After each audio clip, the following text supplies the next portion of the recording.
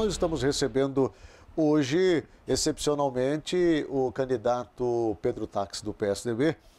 Candidato, seja bem-vindo comigo. Muito obrigado, viu? Obrigado pela sua participação. Esta entrevista estava agendada para a última segunda-feira, mas em virtude de um contratempo na agenda do candidato, ele estará participando hoje conosco, nessa sexta-feira. Eu já quero começar essa entrevista com o senhor, candidato, lhe perguntando exatamente com relação àquilo que a última pesquisa recente agora trouxe, que foi um percentual alto de rejeição à sua administração. Saiu a rejeição? Eu não vi. Esta rejeição ela vem sendo anunciada por algumas pesquisas, hoje sendo apresentadas aí para o eleitor do estado de Mato Grosso, né? Agora, eu quero justamente falar com o senhor a respeito disso. O senhor ficou praticamente os 4 anos da sua primeira gestão. O que o senhor atribui tantos comentários negativos, muitos deles fortes, né, com relação à vossa administração? O seu tempo começa a valer a partir de agora. Muito obrigado, Agnello. Quero cumprimentar você, a direção do Grupo Roberto Dorner. Quero cumprimentar o seu qualificado telespectador, pedir desculpas em razão da falta na semana passada, mas hoje nós estamos aqui. Notadamente, quem diz isso, Agnello, quem espalha isso são políticos, porque os políticos não gostam de mim. Veja a nossa coligação. A nossa coligação tem poucos políticos. Eu não sou um político, sou afiliado a partido político há 8 anos. Fui senador e sou governador. Alguns políticos não gostam de mim. Sabe por que não gostam? Porque nós cortamos o leitinho daqueles que queriam continuar a mamar no estado de Mato Grosso. Quando o senhor se refere a leitinho, o senhor está querendo dizer o quê, governador? Não, eu estou querendo dizer, por exemplo, queriam privatizar a Unemate. Eu não quis privatizar a Unemate. Queriam acabar com a ideia. Eu não quis acabar com a ideia. Alguns dizem que eu teria errado ao manter os 40 mil profissionais da educação com aumento real de 49%. Isso, algumas pessoas dizem que eu errei. E eu quero dizer a você, a cidadão que está me assistindo, se isso for errar, eu quero continuar a errar, porque eu vou manter os ganhos salariais dos profissionais da educação, dos profissionais da segurança, aqueles que já têm direito adquirido a estes aumentos. Igual a progressão de carreira. Nós conseguimos e garantimos aos servidores, a 42 mil servidores dos 70 mil, nós conseguimos garantir a eles a progressão de carreira. Diferente do Mauro Mendes, que em 2016 ele baixou um decreto e acabou com a progressão de carreira dos servidores públicos estaduais. Aí não gostam de mim e dizem que eu fiz uma administração que deveria ter resolvido todos os problemas do estado de Mato Grosso. Se você ouve os candidatos adversários, eles dizem assim, Pedro Táxi não fez nada. Mas tem político, por exemplo, o senador Wellington, ele é político há 28 anos. O patrimônio dele cresceu 1.200% em 28 anos. Né? E o meu patrimônio é o mesmo desde que eu assumi um cargo público. Por isso, esses políticos não gostam de mim. No início da sua gestão, eu me lembro bem, o senhor teve grandes dificuldades para lidar com os servidores públicos, né? E aí veio os embates com relação aos aumentos, aos ganhos, ao RGA. O senhor acredita que este início da vossa administração tenha sido, de certa forma, ruim do ponto de vista político, principalmente, e que isto possa, de alguma maneira, estar refletindo até hoje? Concordo. Em 2015, não houve problema do RGA. Nós pagamos o RGA de 2015 em 2016, que é assim que é para ser feito. Em 2016, nós negociamos o RGA, mas foi mal conduzida esta negociação, eu concordo com o que você está dizendo. Mas nós pagamos o RGA de 2015, 2016, 2017 e de 2018, nós negociamos com o Fórum Sindical. Existe uma parcela agora em setembro. Eu quero deixar bem expresso aos servidores públicos que estão me ouvindo. Eu sou favorável ao pagamento do RGA. Eu desejo pagar o RGA agora no mês de setembro. No entanto, existe uma decisão do Tribunal de Justiça. Esta decisão do Tribunal de Justiça determina ao governador Pedro Táxi que eu não possa pagar o RGA. O que eu fiz? Nós fizemos um pedido ao Tribunal Desculpa, falei Tribunal de Justiça, falei errado. Do Tribunal de Contas. A decisão é do Tribunal de Contas. Que determina que o Tribunal de Contas determina que o governador não pague esta parcela do RGA do mês de setembro, que é 1%. 1%. Eu desejo pagar essa parcela, já temos recursos para pagar essa parcela e nós estamos oficiando, já fizemos isso, ao Tribunal de Contas para que ele possa julgar o mérito e nós possamos pagar esta parcela que é dos servidores. Uma das grandes reclamações e críticas que o candidato tem recebido gira em torno exatamente do quesito gestão dos recursos públicos.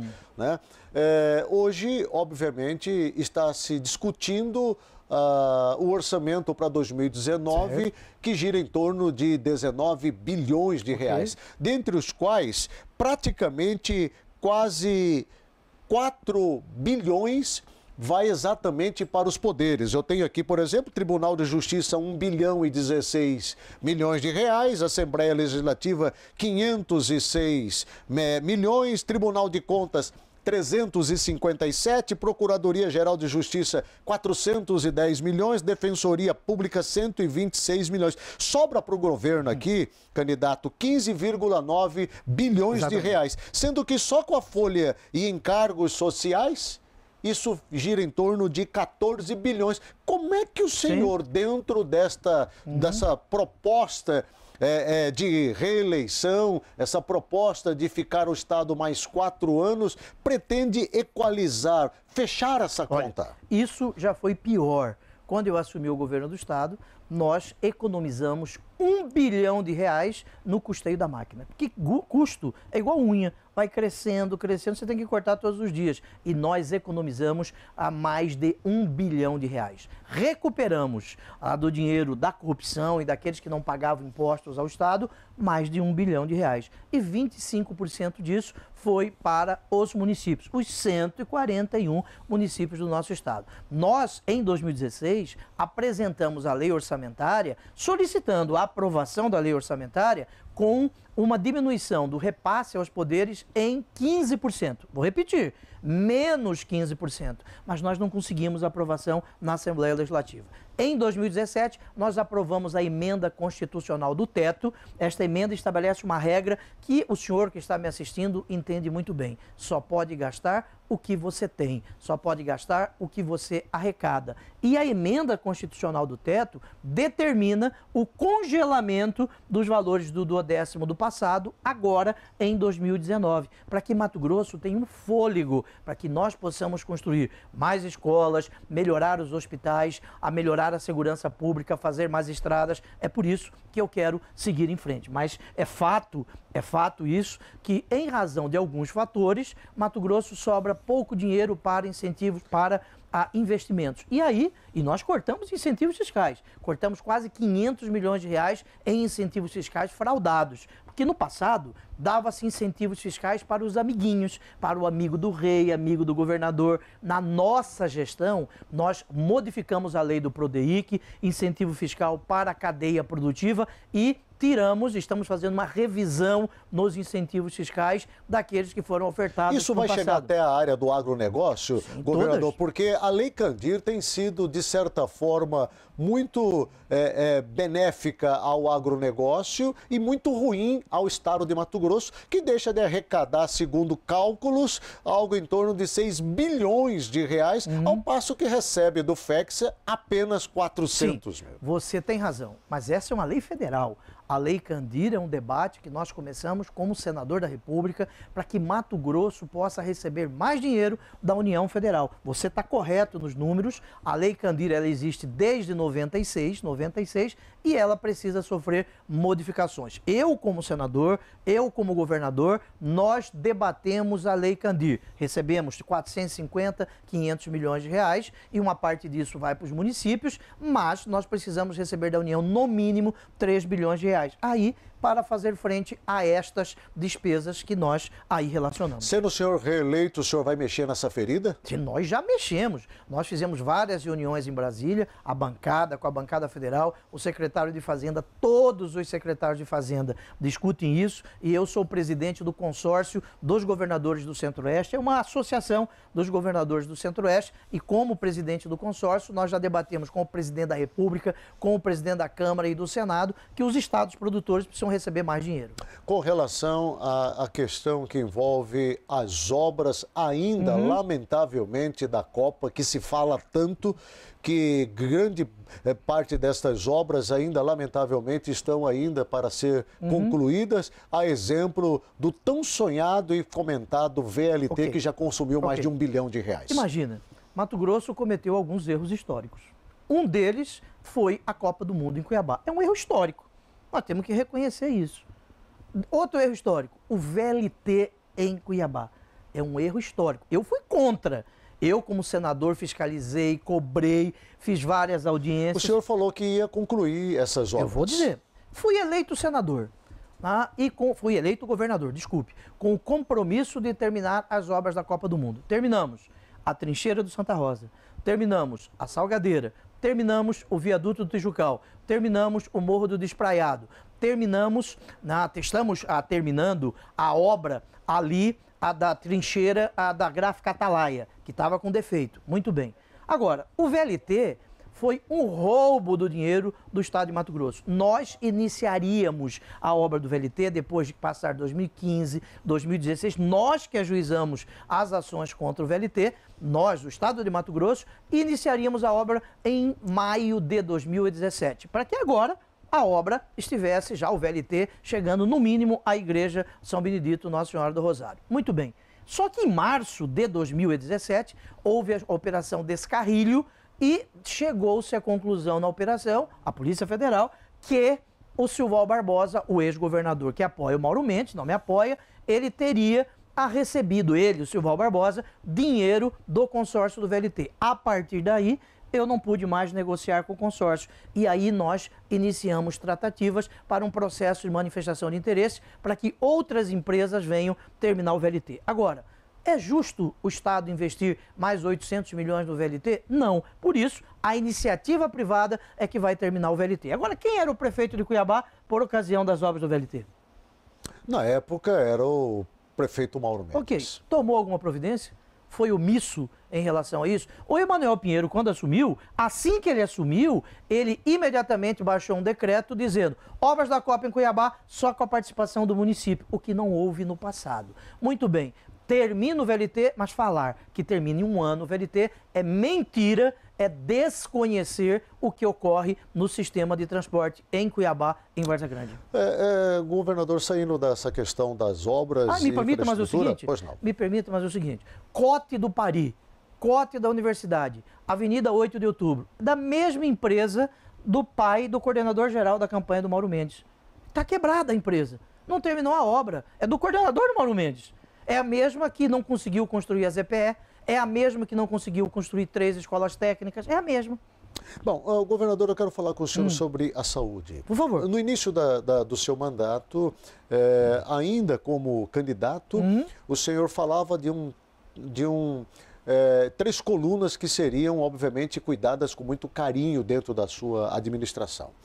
A primeira seria a educação, a segunda, saúde e a terceira, segurança. Sim. Eu quero falar sobre saúde, porque saúde tem sido um clamor por parte da população do estado de Mato Grosso, principalmente com muitas queixas com relação aos hospitais regionais. Vou falar sobre isso.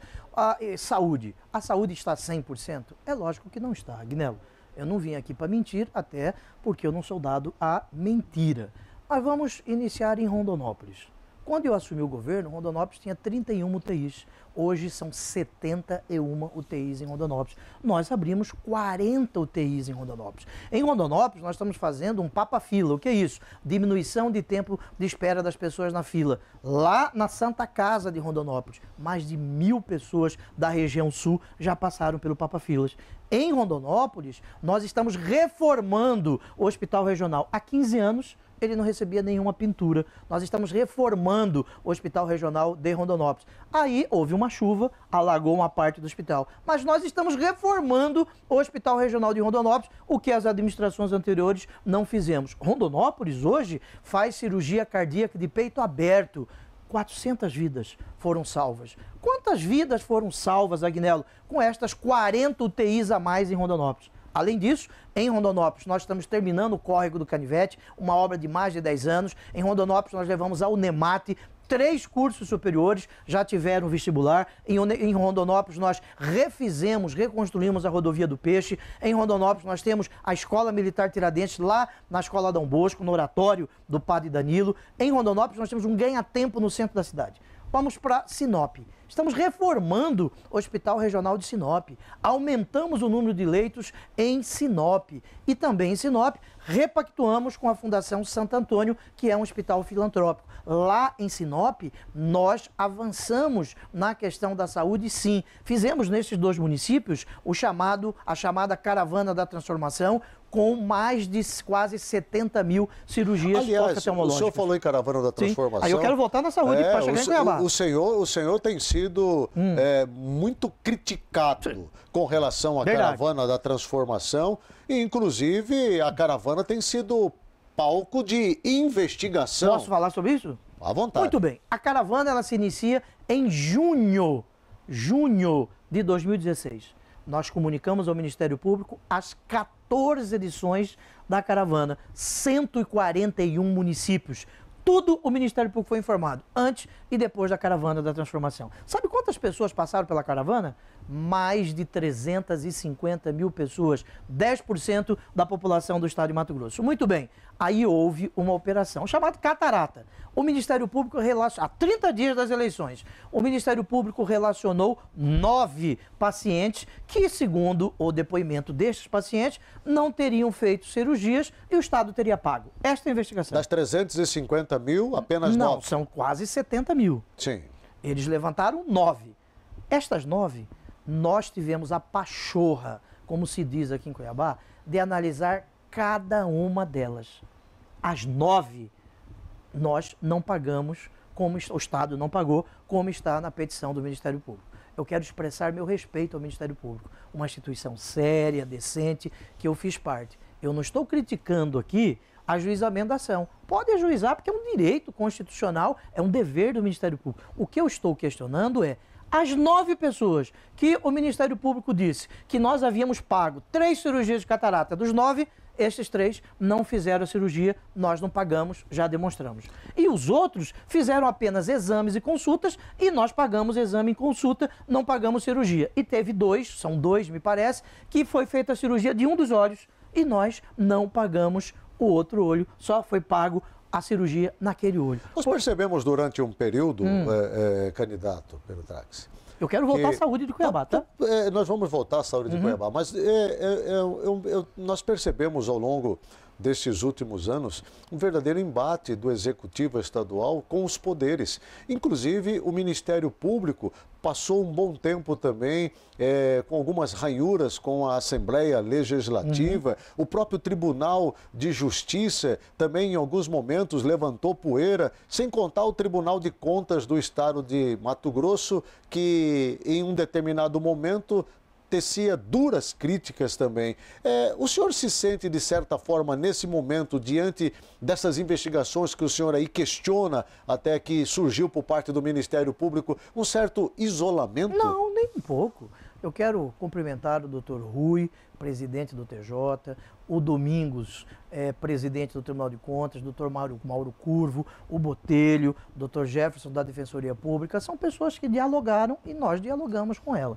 Quero voltar à saúde, se você me permite. Por que algumas pessoas não gostam da caravana? Porque nós estamos tratando o cidadão mais simples, o mais humilde, aquele que nunca foi enxergado e agora foi enxergado pelo Estado e está enxergando. Como aquele que recebeu títulos aqui no CPA, como aqueles que recebeu títulos no Tijucal, como aqueles 25 mil, aquelas 25 mil famílias que recebem o Profamília, como os 3.700 agentes comunitários de saúde que estão nos ajudando na atenção básica, na atenção primária. Para esses que eu estou governando. Aqui em Cuiabá, na saúde, me permita, o Hospital São Benedito, ele só funciona porque em 2015, no meu primeiro ano de mandato, 2016, no meu segundo ano de mandato, e terceiro e quarto anos do Mauro Mendes, porque a saúde era um caos em Cuiabá. Greve de 53 dias de greve, pronto-socorro com corredor abarrotado de macas. O governo do Estado é que investiu em 2015, em 2016, para que o São Benedito funcionasse. Mas o prefeito, na época, tem falado que o governo do estado não ajudou em praticamente nada na área da saúde, candidato Perutax. Olha só, cidadão, até para ser candidato precisa ter responsabilidade, não é isso? Quem investiu no São Benedito, não na obra de remodelamento, a remodelagem, desculpe, do São Benedito, que foi o município. Eu estou dizendo investimento no custeio para bancar o São Benedito de agosto ou julho de 2015 até dezembro em 2016. Foi o Estado de Mato Grosso e a União Federal. O município não tinha nem orçamento. UPA do Pascoal Ramos. Ela só funciona porque o Estado de Mato Grosso, ele banca R$350 mil por mês. O novo hospital e pronto-socorro. O Mauro Mendes prometeu que terminaria em 4 anos de governo dele. Ele só começou a construir o hospital no 3º ano do mandato dele, nos primeiros 6 meses do meu mandato. Por que isso? Porque nós investimos na saúde. Agora, o que existe é querer fazer cortesia com o chapéu dos outros. Nós estamos construindo este novo pronto-socorro em Cuiabá. Aliás, o CRIDAC, Centro de Reabilitação Integrado Dom Aquino Corrêa, está pronto aqui no antigo Hospital Central, parado há 30 anos.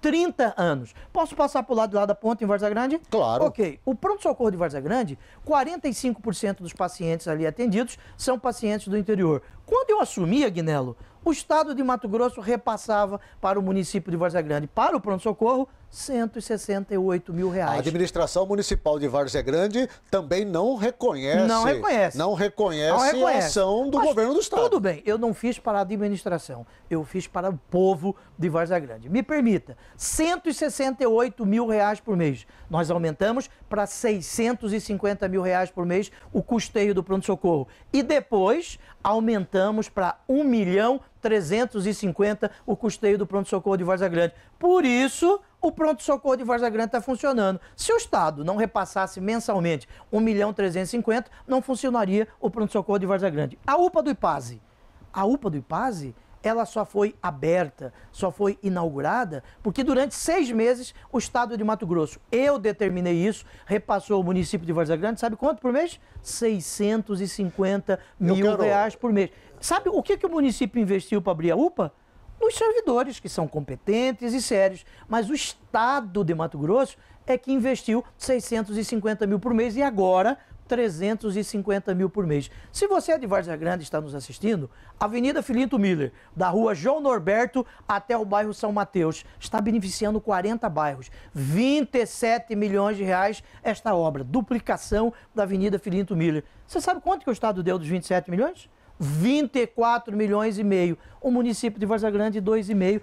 Não desapropriou uma parte para que nós possamos Eu quero aproveitar, terminar. Nosso tempo já está praticamente esgotando. Eu tenho 2 assuntos que eu quero ainda comentar. Um na área da educação, outra na segurança. Educação. Absorve aí cerca de 100 mil servidores. 40 mil a educação. 40 mil servidores. E é uma área nervosa do estado de Mato Grosso. Sim. E de onde também partem duras críticas. Nós temos aproximadamente 760, 765 escolas no estado, né? O que avançamos? Se você pegar o IDEB do estado de Mato Grosso esse ano, a Folha de São Paulo, o Ministério da Educação revelaram: Mato Grosso melhorou em todos os indicadores. Nós não tínhamos nenhuma escola em tempo integral, hoje temos 40.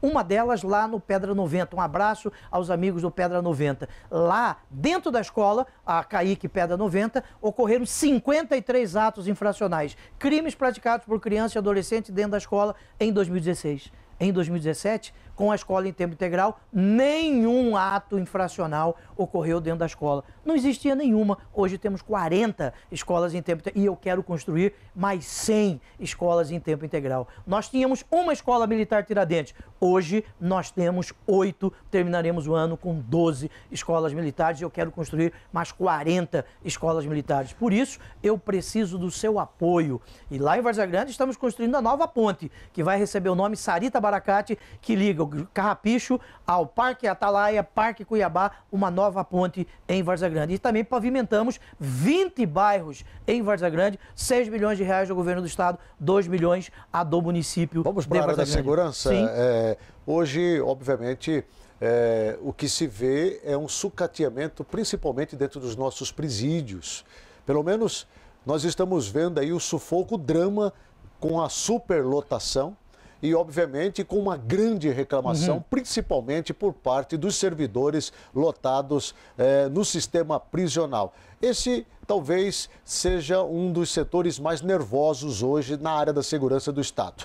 E o senhor, obviamente, tem falado em investimentos, no aumento da corporação. A população ainda questiona isso. Imagine, Cuiabá foi a capital brasileira que mais reduziu o número de homicídios, 30%. Quem disse isso foi o Ministério da Justiça. Rondonópolis diminuiu o homicídio. Sorriso e região, levamos o Ciopaer, um helicóptero para Sorriso, 60% a menos de crime. Sinop, diminuímos o homicídio. Presídios, nós temos 11.500 presos, 6.500 vagas. Estamos inaugurando um presídio em Várzea Grande, outro lá em Peixoto de Azevedo. Quero cumprimentar os agentes penitenciários, que nós compramos coletes, compramos armamentos letais e não letais, fardamento para os agentes penitenciários. Eu tenho 20 minutos para o encerramento. 20 segundos. 20 segundos, melhor dizendo, para o encerramento, as suas considerações Quero finais. pedir a você uma reflexão. Os candidatos que por aqui passam dizem que eu não fiz tudo. Eu não fiz tudo em 3 anos e 8 meses, não consegui, mas eu quero o seu voto, o seu apoio para que eu possa continuar a bem administrar o Estado de Mato Grosso. E assim nós encerramos a entrevista com o candidato Pedro Táxi, do PSDB. Muito obrigado, viu, candidato, pela sua presença Muito obrigado, aqui Guinaldo. comigo, viu?